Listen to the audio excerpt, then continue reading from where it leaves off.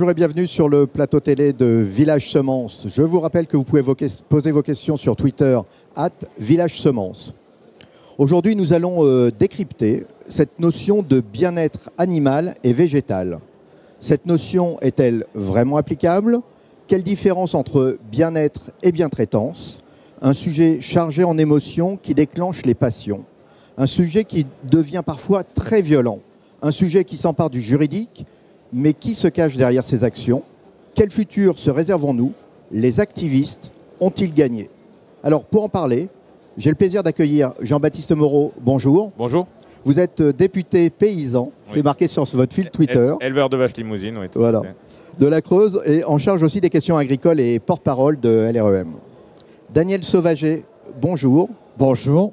Vous êtes président de la société Ecomiam et vous avez fait la une médiatique après une attaque de L214. On va en parler tout à l'heure. Avec plaisir. Gilles Luneau, vous êtes journaliste et essayiste, auteur. Vous avez écrit un livre qui s'appelle Steak barbare, hold up vegan sur l'assiette.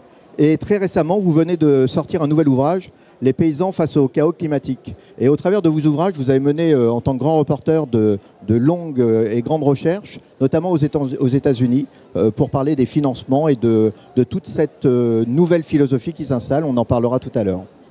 Et enfin, Frédéric Lefray, vous êtes président de l'Institut du dialogue civil. Vous êtes un spécialiste de la communication par rapport aux attaques activistes. Et je vais commencer avec vous pour évoquer qu'est-ce qui se cache derrière la définition de bien-être animal. Qu'est-ce qui est important quand on évoque cette question? Alors, d'abord, c'est une définition parfois un peu fourre-tout. Ça vient du mouvement spéciste des années 50. Il faut savoir que ce concept-là, bien-traitance animale, et on en parlera tout à l'heure de la bien-traitance de la biodiversité, etc., des plantes, vient de concepts universitaires à la base. Donc c'est fait par les intellectuels, c'est conceptualisé, et beaucoup se reposent là-dessus pour étendre leurs actions. Alors notamment sur la bien-traitance, nous ça fait des années qu'on fait de la veille auprès de ces activistes, auprès de ces réseaux. On les voit aussi croître de plus en plus. Et nous, on essaye d'apporter cette expertise auprès des entreprises de tous les secteurs pour faire face à ces nouveaux enjeux et surtout à ces nouvelles attaques, comme a eu mon voisin et d'autres. Mais sur la bien-traitance animale, il faut savoir que pour ces gens-là, pour ce concept universitaire, il n'y a pas de différence entre les espèces. L'espèce humaine, l'espèce animale est du même niveau. D'ailleurs, on voit jusqu'où ça mène aujourd'hui. Vous avez des villes aujourd'hui qui font voter des chartes sur, par exemple, les espèces liminaires. Donc, c'est les animaux nuisibles, il ne faut plus les appeler nuisibles. Et il faut que l'homme s'adapte et laisse les rats, les cafards, vivre tranquillement leur vie. Et c'est à l'homme de s'adapter par rapport à l'animal. Et donc, on a des villes aujourd'hui en France, des communes, qui ont fait voter des chartes, qui ont fait voter des processus pour que les citoyens apprennent à vivre avec ces animaux. Et c'est un vrai problème, parce qu'on a un vrai problème de hiérarchie de valeurs. Et aujourd'hui, il n'y a plus d'animaux nuisibles, ça n'existe plus. On vit pour eux, on vit dans un monde merveilleux où l'homme et l'animal sont complètement égaux, aussi bien dans la réalité, mais aussi en droit. Alors, Jean-Baptiste Moreau, quand je parle à l'éleveur, qu'est-ce que ça génère chez vous quand on parle de bien-être animal ou plutôt de bien-traitance? Comment est-ce que vous réagissez? Oui, parce que bien-être, il y a différentes façons d'être au monde. Un animal ou un homme n'a pas la même façon d'être au monde et n'a pas les mêmes besoins qui font de lui qu'il est en situation, entre guillemets, de bien-être. Je veux dire, moi, ce que je condamne, c'est l'anthropomorphisme. C'est en fait la vision de l'animal à travers l'homme qui veut que, en fait, on considère le bien-être de l'animal en fonction du bien-être que ressentirait un homme, en fait. Un animal, il a pas les mêmes besoins. C'est pas un classement de valeur du tout, mais il n'a pas les mêmes besoins, il n'a pas les mêmes instincts, il n'a pas. Enfin, un homme est différent de l'animal, point, voilà. Et donc la bientraitance, c'est autre chose. La bientraitance, c'est de mettre l'animal dans des conditions où il exprime le mieux ses caractéristiques propres, c'est-à-dire dans la situation, par exemple la vache est un individu grégaire, donc sa situation de bientraitance c'est de la laisser en troupeau justement et de pas la laisser toute seule, isolée, voilà, ou à la tâche. Ça c'est de la bientraitance. Le bien-être c'est beaucoup plus compliqué parce que on dérive assez rapidement en termes de bien-être sur l'anthropomorphisme, sur le fait de mélanger ce qui est bien pour un homme avec ce qui est bien pour un animal. C'est pas forcément la même chose. Gilles, vous qui avez étudié ce phénomène, Comment vous réagissez, justement, on parlait d'anthropomorphisme, comment vous réagissez face à cela? Bien-être, bien-traitance, que faut-il retenir? Écoutez, moi je suis pour la bientraitance, c'est évident. Enfin, je l'ai revendiqué, expliqué dans des bouquins et des articles. Le bien-être, je renchérirai sur ce qui s'est dit, c'est une notion floue, c'est un peu une auberge espagnole où chacun arrive avec sa projection sur ce qui peut être le bien-être. Et ça permet, cette notion floue, tous les biais intellectuels, tous les mensonges, tous les biais intellectuels se glissent là-dedans. Parce que chacun y va de sa petite projection sur la situation. Donc il est grand temps de clarifier ça. Et vous parliez, monsieur, de travaux universitaires. On manque de travaux qui aillent plus loin, parce qu'il y a des universitaires qui théorisent l'antispécisme et le bien-être animal et l'altruisme efficace, etc. Et donc, il serait temps d'avoir de la pensée. Vous avez parlé d'altruisme efficace. De quoi s'agit-il? Pour qu'on soit tous sur le même niveau. C'est une philosophie qui est défendue par un philosophe australien qui a fait une grande carrière et toujours aux États-Unis, qui s'appelle Peter Singer, qui est aussi le théoricien de l'antispécisme, qui avait écrit dans milieu des années 70 un bouquin qui s'appelle Libération animale. Ça nous a mis 40 ou 50 ans à venir chez nous. Mais il a eu énormément de succès, ce bouquin, dans le monde anglo-saxon, où il y a une énorme tradition de protection animale, en fait. Je vais y revenir sur l'altruisme, mais c'est pour expliquer que, si vous voulez, dans une société de plus en plus urbaine, les gens ont tendance à regarder le vivant, et les animaux, on pourra peut-être parler des plantes, à l'aune de leur animal de compagnie. Oui. Et donc, comme on regarde le chat, on regarde l'animal sauvage et l'animal domestique, l'élevage d'élevage. C'est une confusion gigantesque, parce que c'est pas les mêmes animaux, c'est pas la même histoire de relation entre les hommes et ces animaux, c'est pas la même histoire de relation entre ces animaux-là aussi. On peut parler des relations, je sais pas quoi, du chien avec les brebis qu'il garde, du poulailler avec le renard. Enfin, vous voyez. On va revenir. Oui, l'altruisme efficace, c'est ça que vous voulez. Voilà. L'altruisme efficace, c'est une théorie du don qui dit que c'est l'industrialisation du don, en fait. Ça s'adresse aux individus. C'est jamais une pensée collective. Et l'idée, c'est faut gagner un maximum d'argent pour faire un maximum de bien. Je le fais très court. Oui, non, mais c'est très bien, parce qu'on reviendra sur ce sujet précis, notamment du financement des activistes. Gagner par n'importe quel moyen beaucoup d'argent, y compris en polluant, etc. Ok. Daniel, vous êtes le président d'une société, donc vous êtes un industriel, et puis vous avez été attaqué. Rappelez-nous comment les choses se sont passées pour qu'on mesure bien justement la mécanique qui se met en place et comment on peut réagir, parce que ça va être la deuxième partie quelque part de notre... Écoutez, alors je suis un distributeur de produits surgelés. J'arrive au travail un lundi matin, mes équipes me disent « Daniel, c'est incroyable, on est inondé d'appels, nos boîtes mail sont saturées. » Nos réseaux sociaux sont agressés systématiquement par des messages qui nous mettent en cause. Et donc, très vite, on décrypte que c'est L214 qui nous attaque. Donc là, je décide sur le champ de faire une vidéo pour répondre, pour dire que quel que soit le niveau d'attaque, je ne céderai pas, que je ne leur confère aucune autorité pour évaluer le bien-être animal géré par nos éleveurs, enfin les éleveurs partenaires de l'entreprise. Et très vite, ça va s'essouffler. Puisqu'on a offert une résistance sincère, je pense, et on a déplacé l'angle qu'ils supposaient défendre au motif que les éleveurs maltraiteraient les animaux. J'ai rappelé que, étant fils moi-même d'agriculteur, je suis heureux d'être à côté de M. Huneau ici, la culture qui lie l'animal et l'éleveur, elle est riche et elle est sincère, et économiquement, sa façon d'agir est tout à fait liée à sa performance. Donc, on ne peut pas cautionner ça, et c'est pour ça qu'on s'est opposé. Ça s'est très vite effondré. Ils ont fait plusieurs tentatives. Il y en avait une encore avant-hier, mais elle ne prend pas. Nous n'avons plus d'agression. L214 s'y prend en envoyant un mail. Ouais, ce que j'allais vous demander, comment font-ils? Ils ont tout un réseau de gens qui sont suffisamment oisifs au moins partiellement pour pouvoir relayer les actions qu'ils conduisent. Alors un mail très étoffé où ils envoient des propos déjà, vous n'avez plus qu'à faire du papier collé. Et donc ces gens-là se servent sur ce mail et vous inondent par tous les moyens pour essayer de saturer l'activité de l'entreprise. Vous n'étiez pas préparé à cela.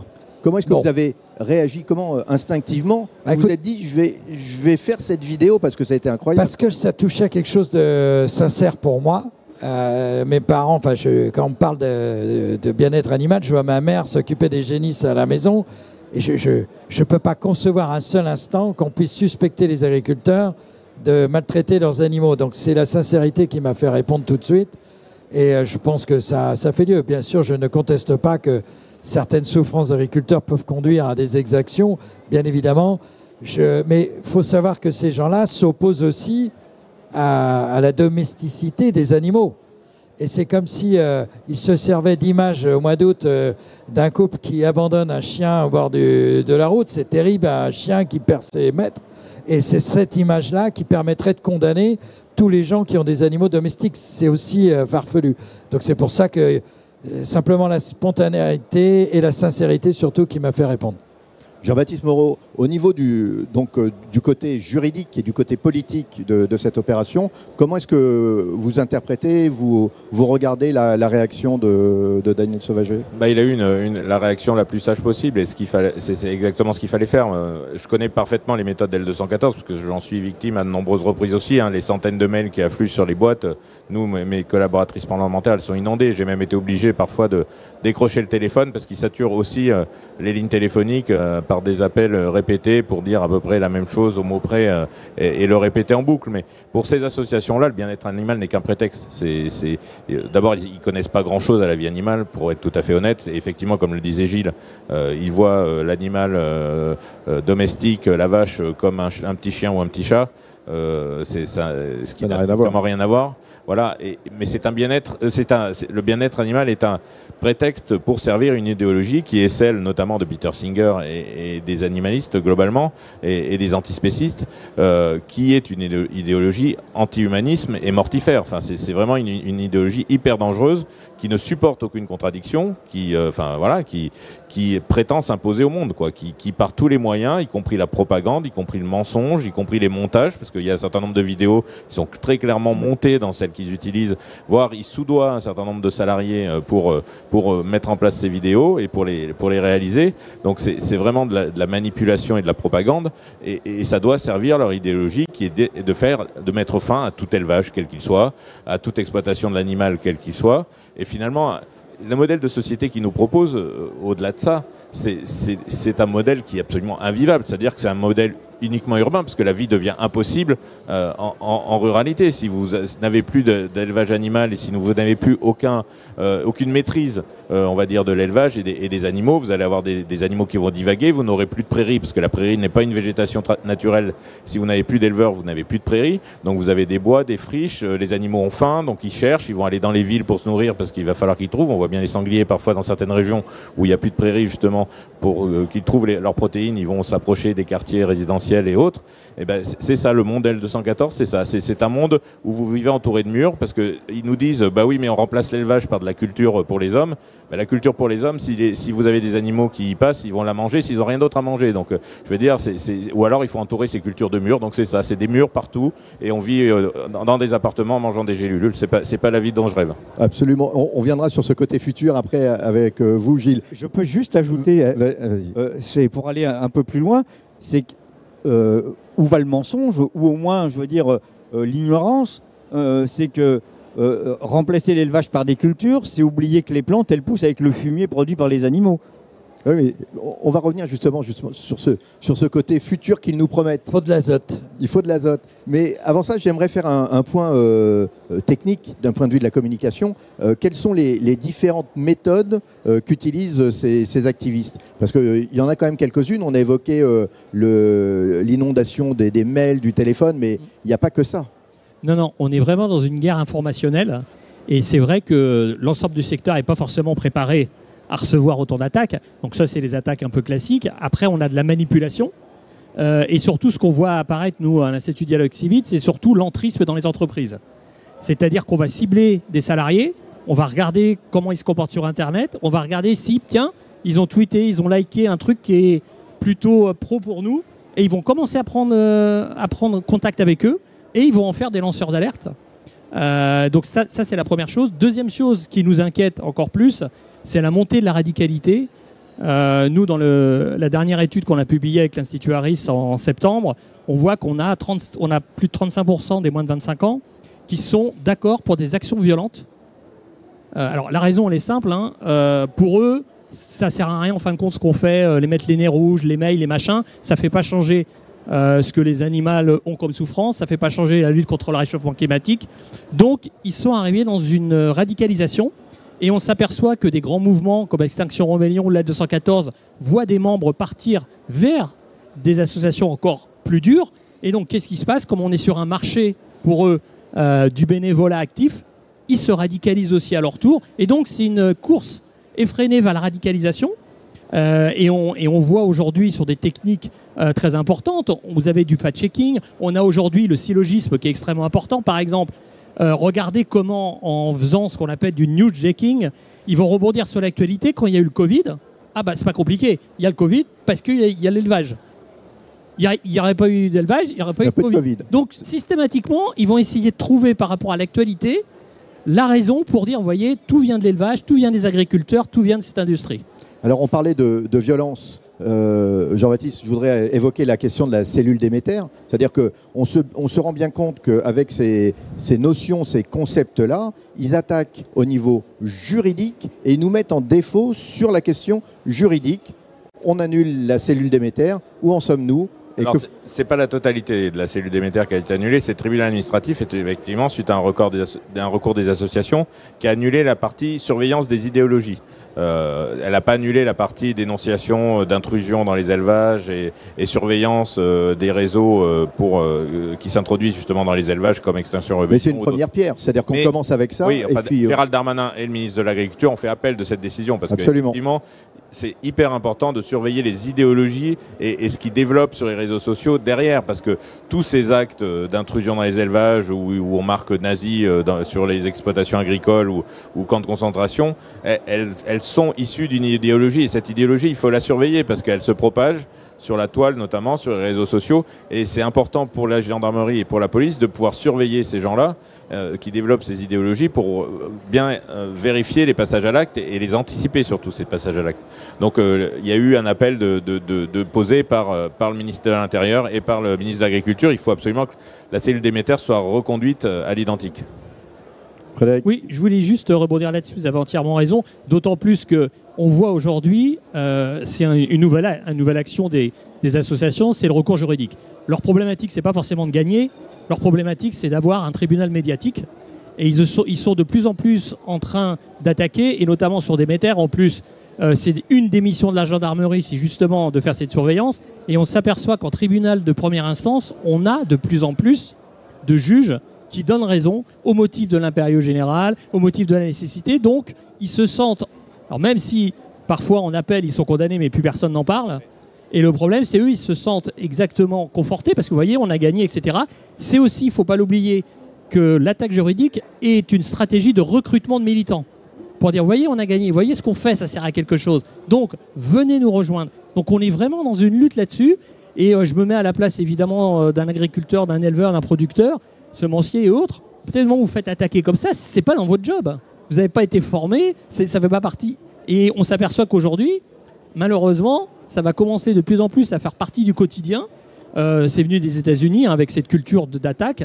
Mais aujourd'hui, on a tout une florilège d'avocats qui se sont spécialisés auprès des associations. Et on reparlera aussi tout à l'heure que c'est nombreux. Vous allez me dire à un moment donné, c'est bien d'aller devant les tribunaux, mais il faut quand même payer les avocats. Ils ne font pas que pro bono. Et on a des entreprises qui financent et on a aussi des gouvernements étrangers qui financent. On est vraiment dans une guerre informationnelle de déstabilisation. Je voulais revenir avec vous, Daniel, est-ce que, avec les attaques que vous avez subies, vous avez dit encore que ça continue, est-ce que vous portez plainte? Comment est-ce que vous réagissez, justement, d'un point de vue juridique? Comment se protéger? Alors aujourd'hui, on n'a pas de cadre juridique pour se protéger, en fait. Parce que le premier jour de la première attaque, je suis allé voir le procureur de la République j'avais fait constater par huissier tout ce que je vous ai exposé. Et il m'a dit, bah, là, j'ai pas de moyens pour attaquer. Pas de matière. J'ai pas de moyens pour poursuivre le 214. Le seul moyen que je pourrais, c'est de pouvoir considérer qu'au bout d'un certain temps, ça relève du harcèlement. Et donc, ce que je m'emploie à faire, c'est qu'à chaque fois qu'il relance, je fais constater par huissier, je constitue un dossier pour, à terme, les attaquer en harcèlement. Mais c'est vrai qu'il bénéficie outrageusement, il bénéficie du statut d'association comment on appelle ça, là, pour la déduction des impôts. Enfin, on est fou, quoi. On leur donne une qualité qu'ils ne méritent pas, puisque, comme l'a très bien expliqué monsieur le député, il y a quand même une imposture intellectuelle dès le départ, c'est que l'intention, c'est pas le bien-être animal. L'intention est autre. Et je pense qu'on abuse de la bonne volonté des gens, du grand public, et surtout de la sincérité du grand public qui veut participer à ce que tout aille un peu mieux autour de nous. Et ça, c'est un vrai dommage. Je pense que là, d'un point de vue politique, il faut remettre les choses un petit peu dans l'ordre et se redonner les moyens de revenir et de clarifier l'intention des gens. Justement, ça me donne une transition pour vous, Gilles. Je reviens sur votre livre « Steak Barbare ». Combien de temps d'études aux États-Unis pour essayer de comprendre ces mécanismes? Aux États-Unis, 3 semaines. Mais j'avais préparé le voyage longtemps à l'avance, tous les rendez-vous étaient pris, donc c'est plusieurs mois, je sais pas, c'est 6 mois de travail en fait, l'enquête. Et donc, comment est-ce qu'on explique cette montée des activismes? Qui se cache derrière cela? On parle souvent de financement de la Silicon Valley. Oui. Est-ce que c'est quelque chose que vous avez pu constater? Ah oui, complètement. J'expliquerai pas pourquoi ça surgit à ce moment-là. Il faudrait travailler, et je suis pas capable d'apporter une réponse complète là-dessus. Par contre, qu'est-ce qui se passe? On a un moment, on est au tournant 2012-13, le premier steak in vitro, entre guillemets, steak expérimental en Hollande, financé par Sergey Brin, Google. Ça a un énorme retentissement en Californie, on va dire chez tous les geeks, les biohackers, les transhumanistes, enfin tous les gens qui marient comme ça, en gros, les biotechnologies, leur aspiration végane et transhumaniste. Hein. C'est un vrai mélange, ils n'ont pas tous ces 3 qualités-là, mais on retrouve... Et ils sont financés aussi par la NASA quelque part pour fabriquer de la viande. Je vois que vous avez lu mon livre, mais si vous voulez... Alors, mon explication sur la NASA, c'est juste une interprétation du fait. Le fait est que ça démarre par quelqu'un à la NASA qui dit pour les longs voyages dans l'espace, Mars et ailleurs, c'est plusieurs mois, on a besoin de protéines, il faut trouver un moyen d'en fabriquer. D'où un appel d'offres au privé, parce qu'on est aux États-Unis, la recherche publique, elle est réduite à peau de chagrin. Et ils font un appel à la recherche privée pour trouver un moyen de fabriquer de la protéine animale in vitro. C'est comme ça que ça démarre. Mais après, très vite, la NASA se retire et laisse faire le marché. Et donc, si on parle de marché, est-ce qu'on peut évoquer quelques chiffres? Parce que je crois qu'il y a une bagarre assez importante. Est-ce qu'on remplace la viande animale par de la viande cellulaire? Qu'est-ce que ça représente en termes de volume financier? Écoutez, le marché de la viande, je parle sous le contrôle d'un éleveur, c'est autour de 1400 milliards de dollars par an, dans ce qui est donc, on va dire, la demande solvable, parce qu'il y a tout ce qu'on élève à la maison. Hein. Donc, les projections, hein, c'est noir sur blanc dans leur rapport, les projections, c'est de s'emparer de 1000 milliards sur les 30 ans qui viennent. Et toujours pareil, dans les plans de développement de ces entreprises, quand je dis ces entreprises, moi quand je suis allé aux États-Unis, donc en 2019, il y en avait une trentaine, il y en a 90 dans le monde aujourd'hui, pour ce qui est du dur, de l'in vitro. Il y en a, j'ai fait le relevé il y a 2 mois, 850 dans le monde, sur toute la filière et sur toutes les variantes. C'est énorme. C'est une offensive économique. Donc, si vous voulez, le cadençage, c'est 2030, c'est demain. Ils essayent d'avoir la moitié du marché de la viande en substituts végétaux. Et ça va s'inverser après, à partir de 2040-2050, c'est la viande in vitro qui prendrait la place des substituts végétaux. On parle aujourd'hui, Jean-Baptiste Moreau, on parle d'autonomie, pour ne pas parler de souveraineté. Là, l'Europe est revenue avec la PAC, Farm to Fork, etc. Beaucoup de sujets qui sont liés les uns aux autres. Comment réagit-on? Quelle est la vision politique aujourd'hui sur ce phénomène? Est-ce qu'on peut encore parler de signaux faibles ou signaux forts? Parce que c'est tout de suite, c'est là. Non, c'est tout de suite, c'est des signaux forts, clairement. Hein. Là-dessus, il faut pas être naïf, clairement. Et le problème, c'est que c'est fabriqué par quelques gros. Alors, il y a beaucoup de start-up, mais en fait, derrière, il y a des grosses puissances financières de gros groupes. Donc, et ce qui est paradoxal, c'est que les mêmes qui veulent développer la viande cellulaire pour empêcher le maltraitance animale, il faut savoir que le steak cellulaire, le steak de paillasse, c'est dans des bains d'hormones, s'oppose de l'autre côté à toute manipulation génétique sur les végétaux, c'est-à-dire qu'ils sont anti-OGM, ils sont anti-produits phytosanitaires, et par contre, multiplier des cellules souches sur un bain d'hormones qui sont toutes interdites en Europe depuis les années 80, ça leur pose aucun problème. Donc, enfin, il y a des fois des espèces de paradoxes, et je ne sais pas comment ils arrivent à faire les connexions dans leur cerveau, mais c'est quand même assez compliqué à comprendre.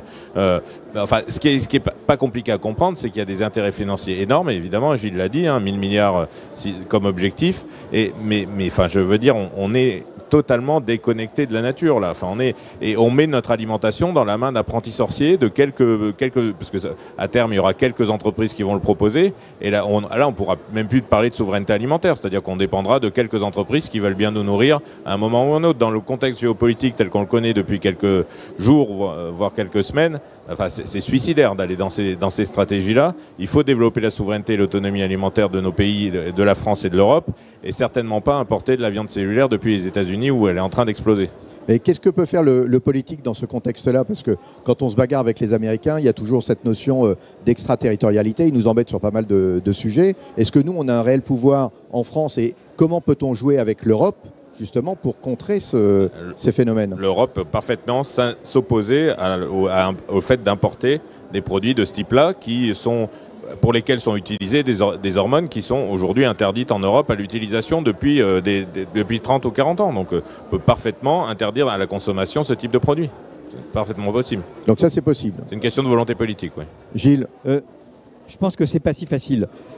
C'est-à-dire que la manière dont ils ont prédisposé des forces dans l'offensive, sur la mandature précédente européenne, il y a eu un règlement qui s'appelle Novel Foods, nouveaux aliments, qui laisse la porte ouverte à mots couverts, à fleurs et mouchetés, à l'entrée de ce type de viande. Donc il faut que le Parlement vote. Ça suffit pas, les hormones. Oui. Et la deuxième chose, je vous livre un scoop, parce que il y a 2 jours. Moi, je fais de la veille. Donc sur une publication américaine qui est de ce réseau-là, ils se vantaient de préparer une offensive sur le Codex Alimentarius.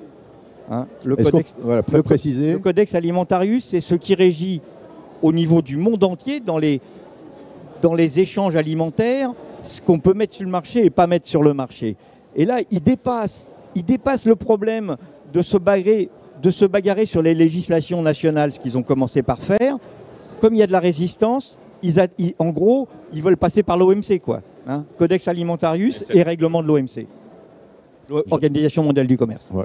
Jean-Baptiste, vous souhaitez rebondir? Non, mais justement, c'est pour ça qu'il faut une vraie volonté politique de s'opposer à cela. Et ça serait, je le dis et je le répète, en plus, on ne connaît pas les conséquences de ces produits-là sur la santé humaine. On nous dit sans arrêt que les vaccins sont pas des vaccins qui sont à état de test, mais alors là, on rentre dans un truc, c'est de la multiplication cellulaire de cellules souches sur paillasse. Voilà. Alors, moi, je ne suis pas prêt à consommer ce genre de produit. On ne sait pas de ce que. Quand est-ce que la multiplication cellulaire, il y a d'autres types qui existent. Ça s'appelle des cancers aussi. Donc voilà. C'est un mot que vous partagez tous les deux. Non, juste pour rebondir sur ce que vous dites, ce qui est tout à fait vrai, et moi je pense qu'il est fondamental, et c'est là, je pense qu'il y a énormément de progrès à faire, c'est qu'on est dans une guerre des idées. Et aujourd'hui, quand on voit que toutes ces théories qui deviennent après plus des théories, de la pratique auprès des entreprises, on voit que ça vient de concepts d'intellectuels, de concepts universitaires, et à chaque fois, tout au début, il n'y a pas du tout de contre-idée ou de contre-propagande, comme diraient certains.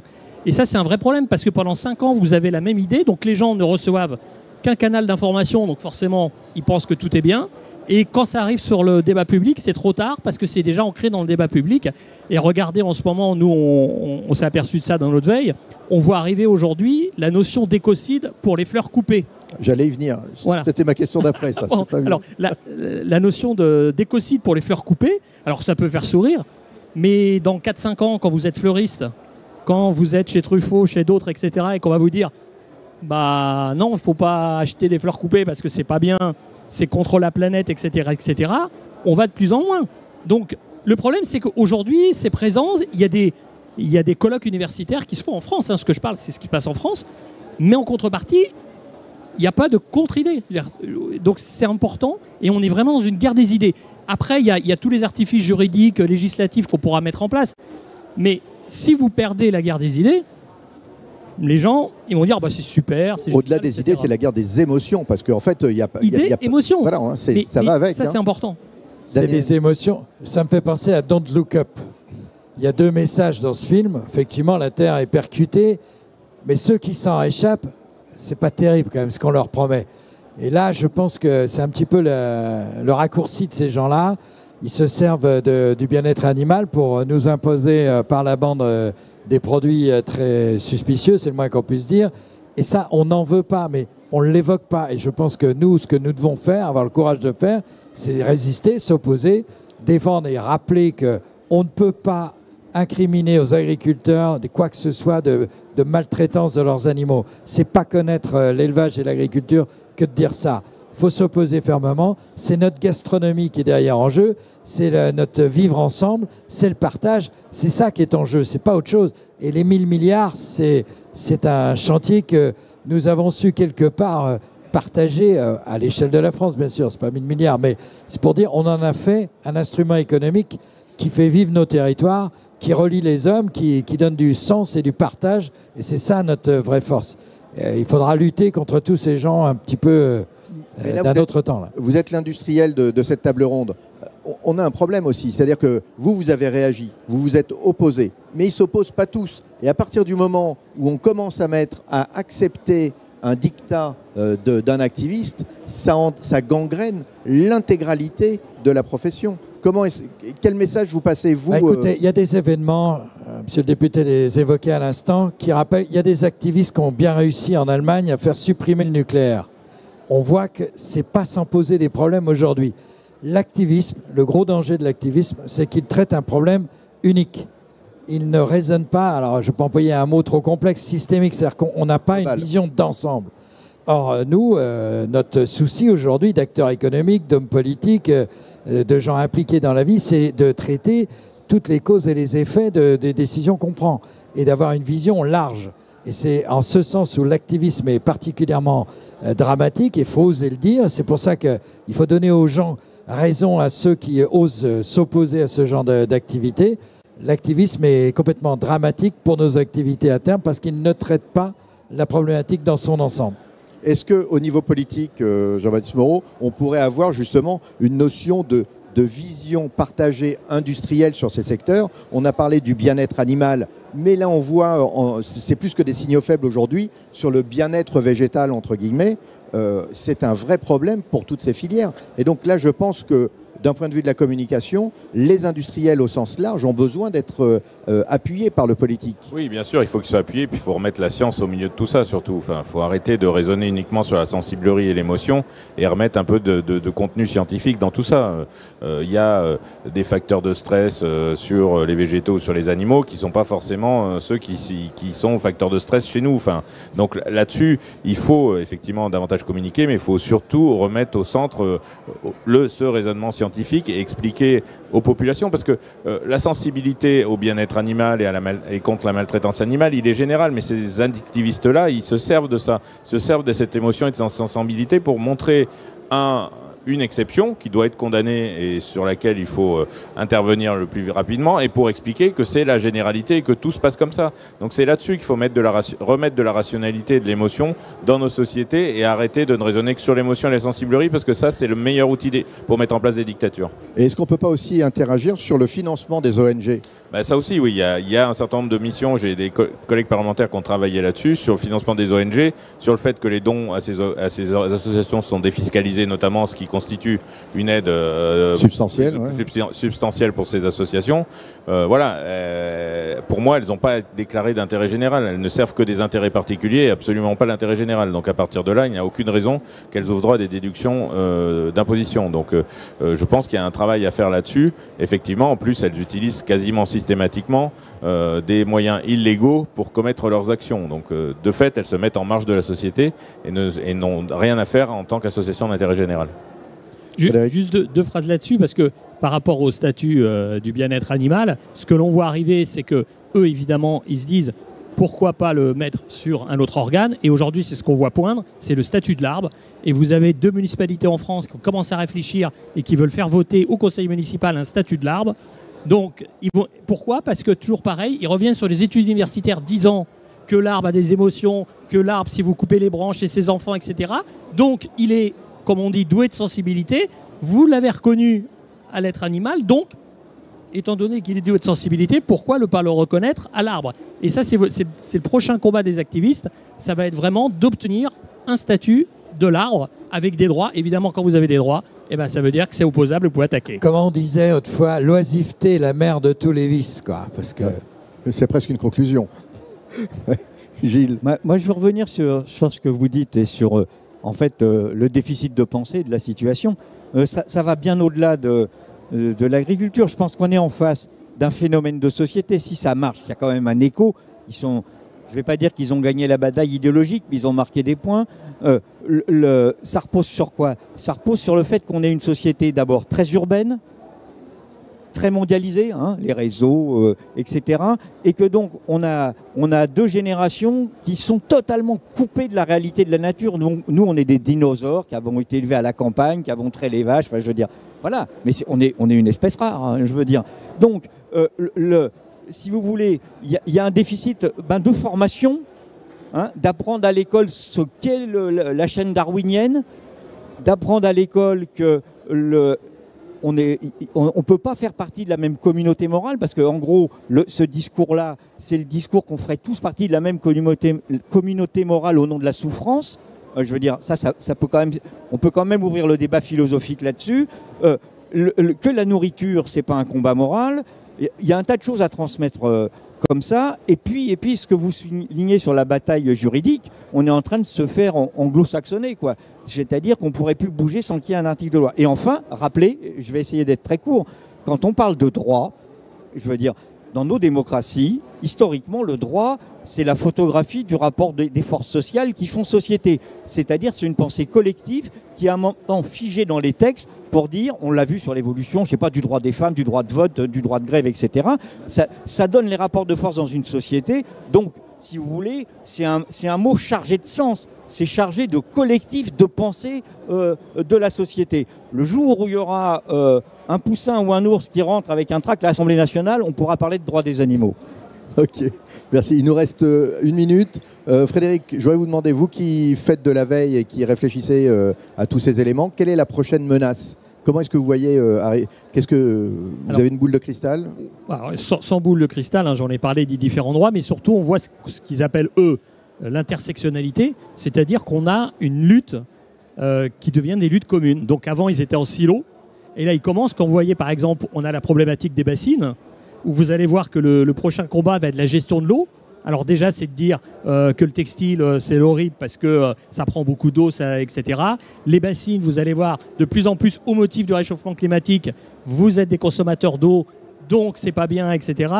On voit tous les combats vont être intersectionnels. Alors juste pour la petite histoire, par exemple, l'estuaire de la Gironde, il faut savoir qu'ils veulent aujourd'hui la décoloniser. Parce que c'est un estuaire colonialiste, patriarcal. Donc, vous voyez, on est sur... Là, on est sur le wokisme et la cancel culture. Voilà, on est vraiment sur... Oui, mais il y a un lien, il y a un fort lien, entre la cancel culture et on est toujours sur... justement, vous avez raison, monsieur le député. On trouvera toujours des gens pour défendre l'homme sur cette terre et ramener un peu de bon sens qu'on doit surtout au monde paysan. Bon. Écoutez, je crois que vous avez le mot de la fin. Je voulais faire un peu de pub à Gilles Luneau avec son dernier livre, Les paysans face au chaos climatique, Je vous remercie tous les quatre, c'était passionnant. Merci. Et je pense que ce débat mérite une V2, une deuxième, un complément, parce que là, on n'est pas allé au bout de toutes les choses. Un petit focus sur le livre. Gilles, merci beaucoup. Merci à vous. Jean-Baptiste, merci beaucoup. Daniel, Frédéric, merci à vous. Et à très bientôt.